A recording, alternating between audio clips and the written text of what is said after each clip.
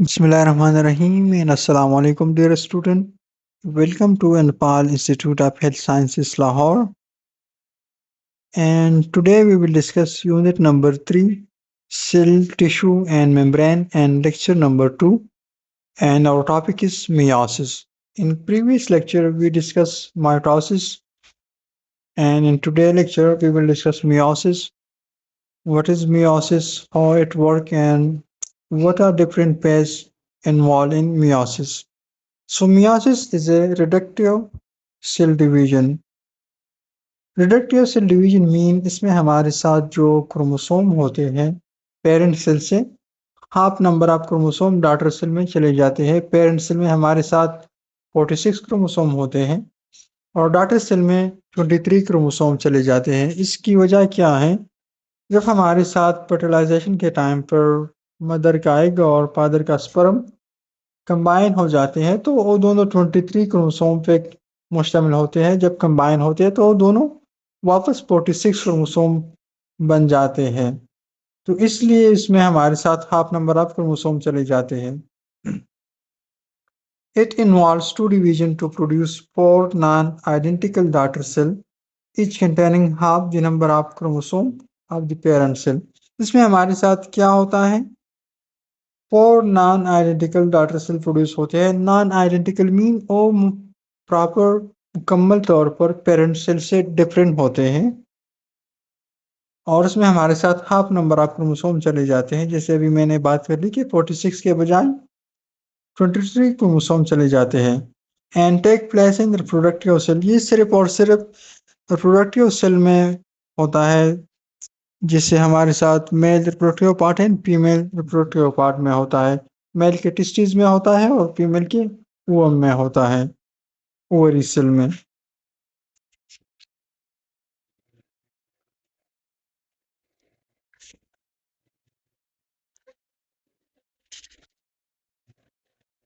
Myiasis अकर इन two successive stages.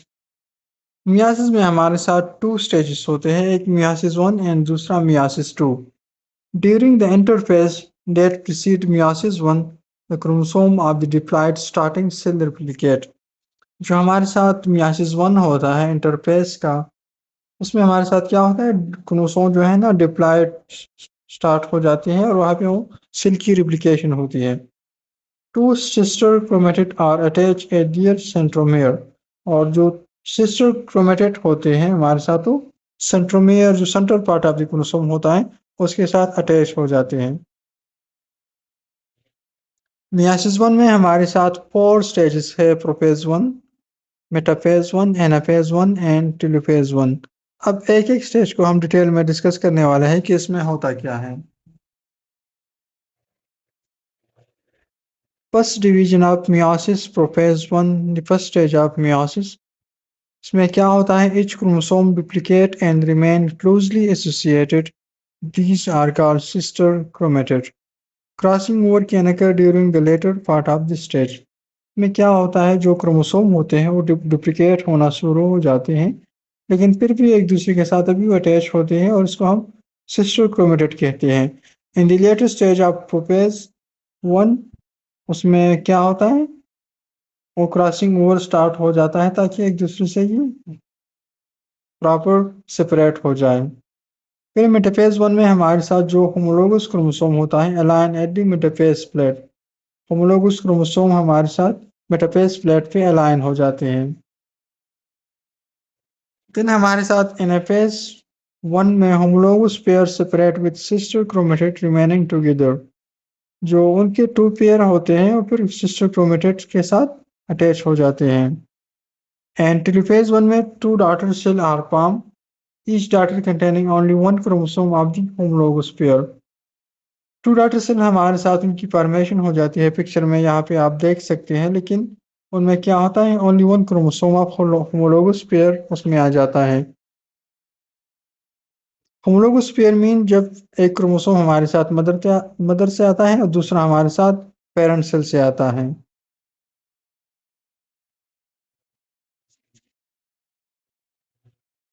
यहाँ पे आप देख सकते हैं मियोसिस 1 में इस पिक्चर में फर्स्ट स्टेज टेलोफेज में और इंटरकाइनेज में किस तरह से हमारे साथ ये उनकी डिवीजन होती है। पहले प्रोफेज 1 में, फिर metaphase 1, anaphase, telophase and interkinesis में ये जो है ना प्रॉपर 2 डॉटर सेल सेपरेट हुई हैं। दिन मियासिस 2 में हमारे साथ ये सेकंड डिवीजन ऑफ मियासिस होता है जिसमें गेमीट फॉर्मेशन होती है जो जर्म सेल होते हैं। इसमें प्रोफेज 2 में क्या होता है, DNA does not replicate, DNA की रिप्लिकेशन नहीं होती और डायरेक्ट उसमें ट्रांसफर हो जाती है। मेटाफेज में chromosome align at equatorial plate, हमारे साथ जो इक्वेटोरियल प्लेट है अपोजिट पोल हमारे साथ होते हैं, उसमें क्या होता है क्रोमोसोम एक दूसरे के साथ अलाइन हो जाते हैं ताकि सेपरेट हो जाए। फिर देन हमारे साथ क्या होता है, एनाफेज 2 होता है। Centromere divide and sister chromatid migrate separately to each pole and telophase 2 में क्या होता है, subdivision is complete, 4 haploid daughter cell are obtained। इसमें हमारे साथ डिवीजन कंप्लीट हो जाती है और 4 haploid daughter cell, haploid mean जिसमें हमारे साथ हाफ क्रोमोसोम आ जाते हैं, वो हमारे साथ 4 डॉटर सेल प्रोड्यूस हो जाते हैं। यहाँ पे आप देख सकते हैं मियासिस 2 में 4 डॉटर सेल हमारे साथ आ जाते हैं।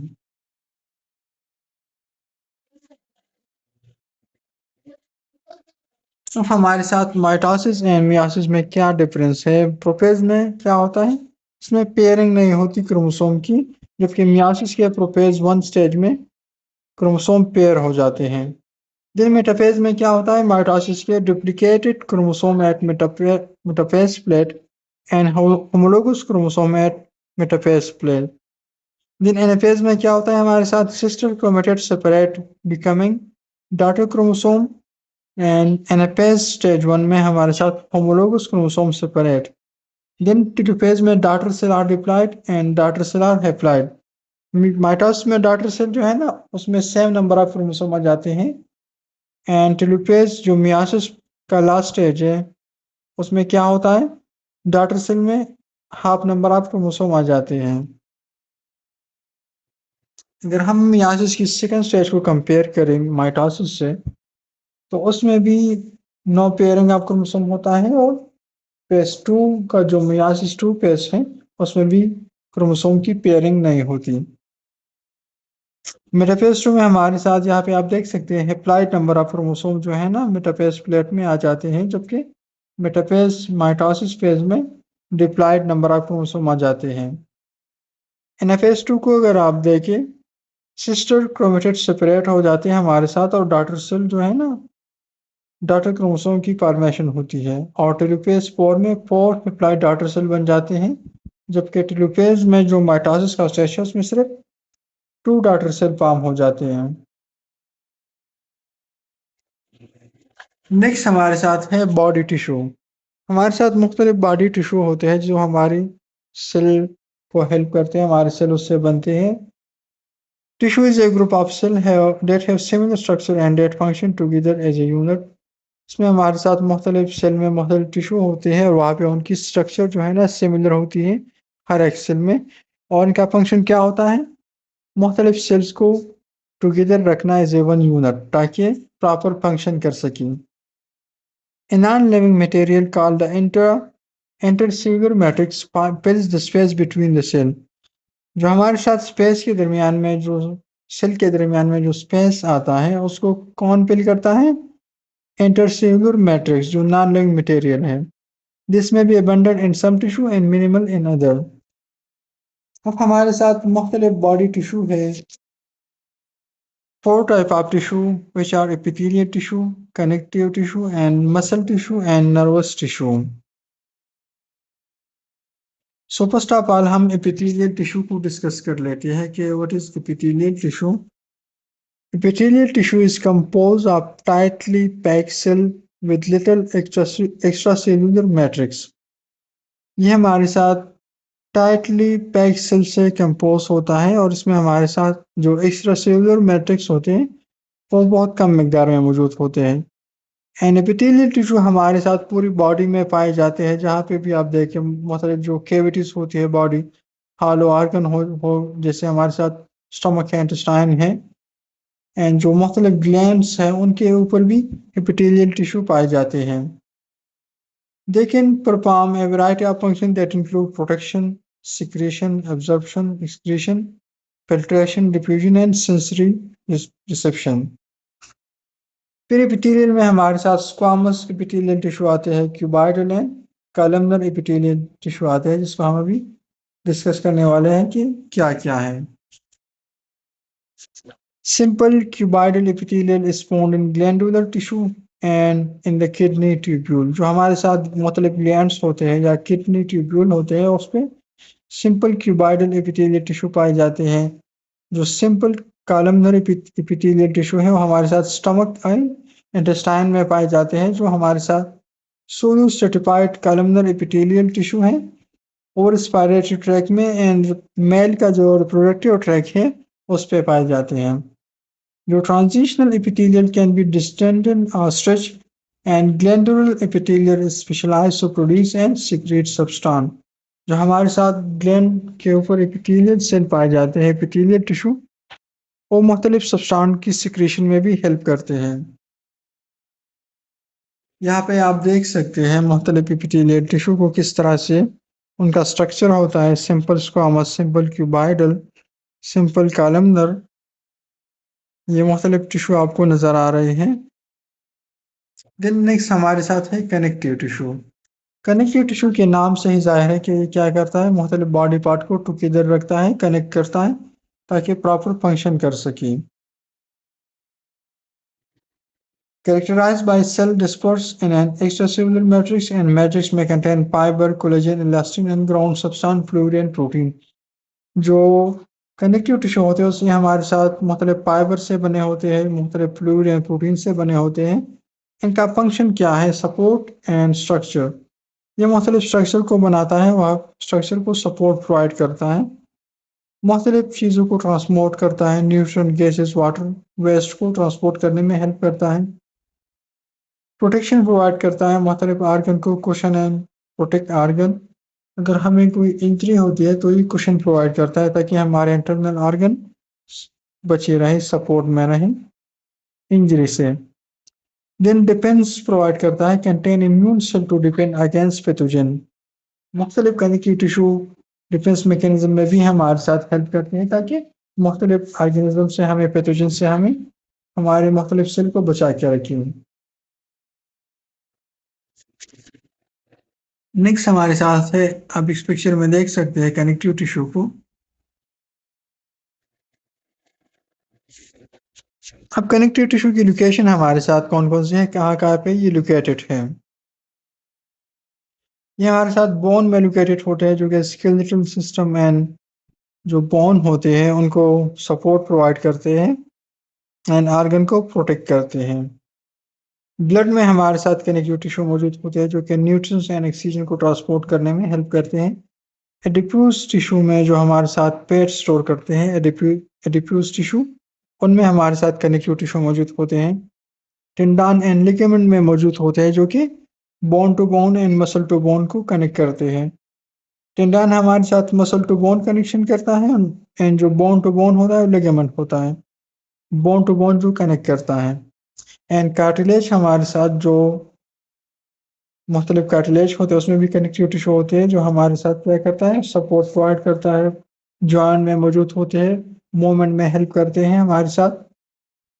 अब हमारे साथ कनेक्टिव टिश्यू के कौन कौन से टाइप है, लूज कनेक्टिव टिश्यू होते हैं जो कि हमारे साथ फ्लेक्सिबल होते हैं, जो मतलब आर्गन में पाए जाते हैं, टिश्यू में पाए जाते हैं और फ्रीली मूवमेंट करते हैं। देन डेंस कनेक्टिव टिश्यू होते हैं जो हमारे साथ फाइबर में, टेंडन, लिगामेंट में पाए जाते हैं।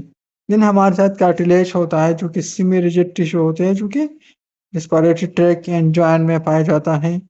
बोन टिश्यू हमारे साथ जो हार्ट टिश्यू होता है जो कि स्ट्रक्चरल सपोर्ट प्रोवाइड करता है।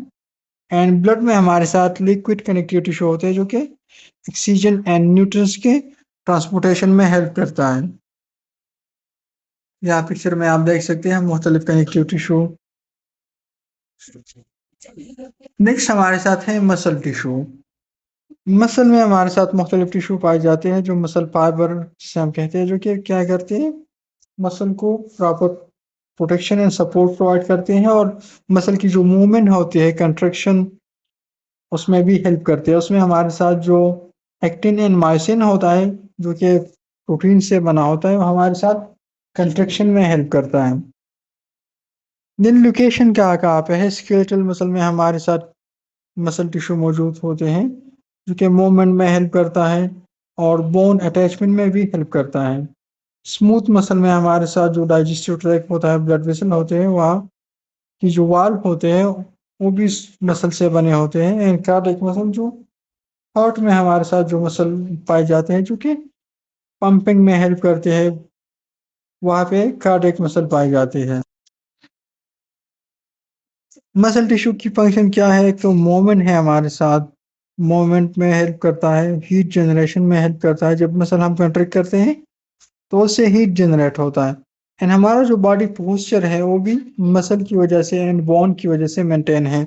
एंड बोन किस चीज़ की वजह से कनेक्ट है? मसल की वजह से।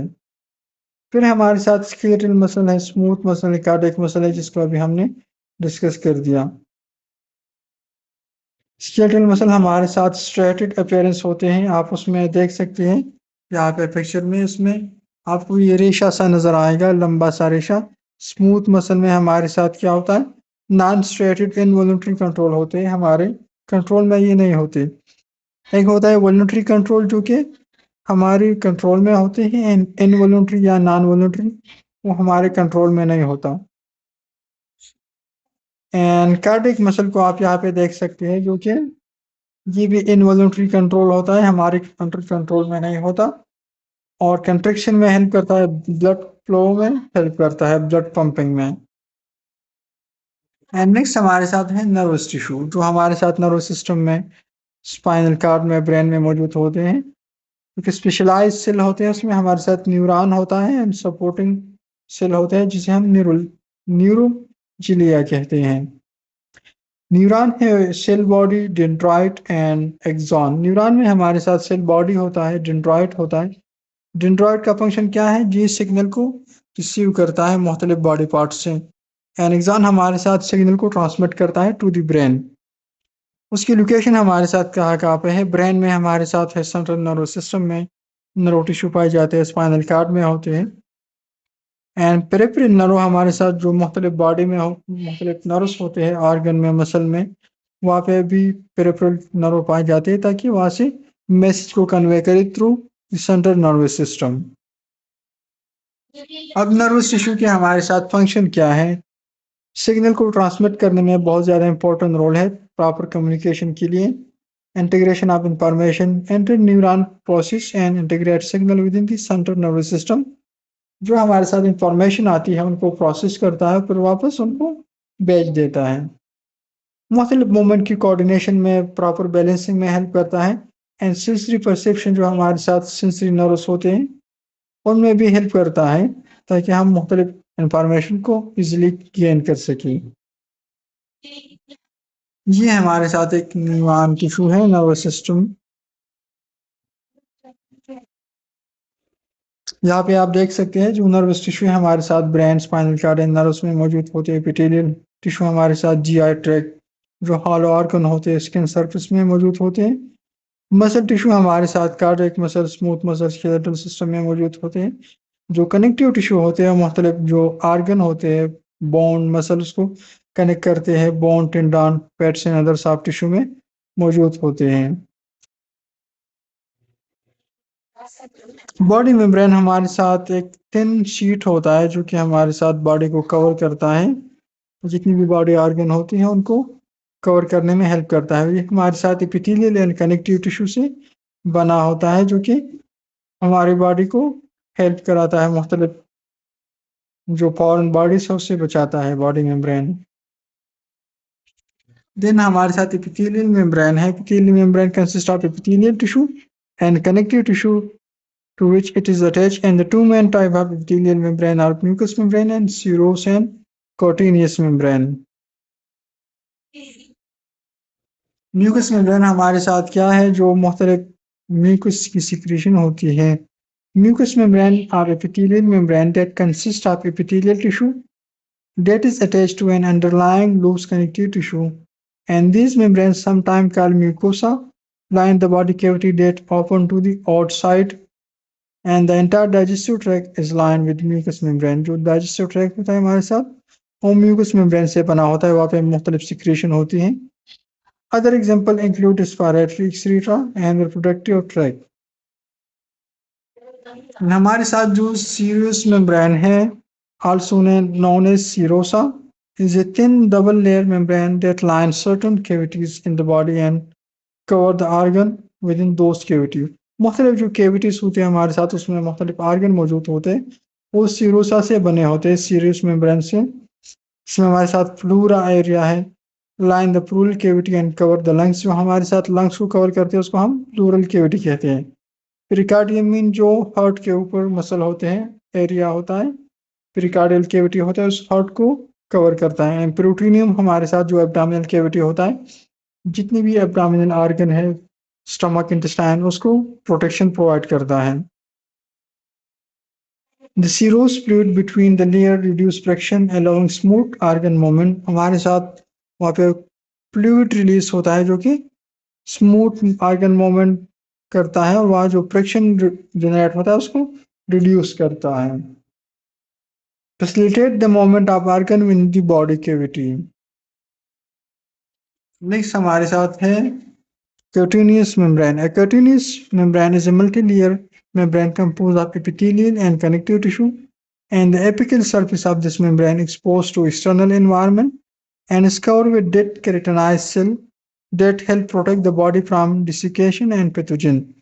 हमारे साथ इम्यून सिस्टम है, ये हेल्प करता है मुख्तलिफ केराटिनाइज एंड डेड टिश्यू से ये बना होता है, और हमारी जो पैथोजन वगैरह होते हैं उनसे हमारी हिफाजत करता है.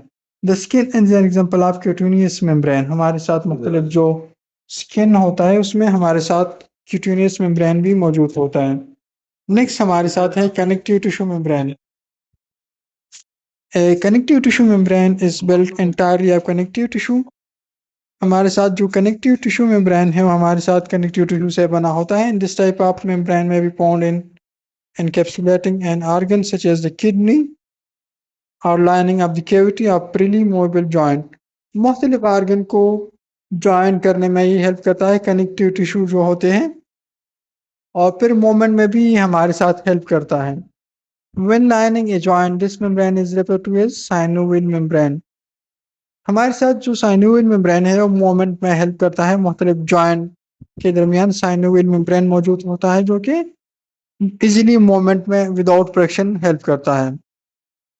And cell in the inner layer of the synovial membrane release synovial fluid and natural lubricant. हमारे साथ की नेचुरल लुब्रिकेंट है जो कि बोन को फ्रीली मूवमेंट कराता है और फ्रिक्शन वहाँ पे रिड्यूस करता है.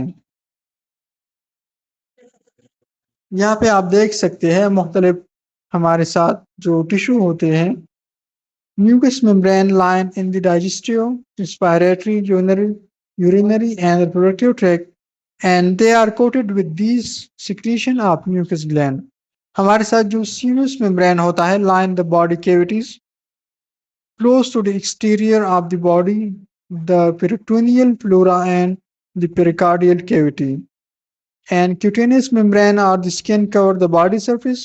And जो last हमारे साथ है synovial membrane line joint cavity and produce the fluid within the joint.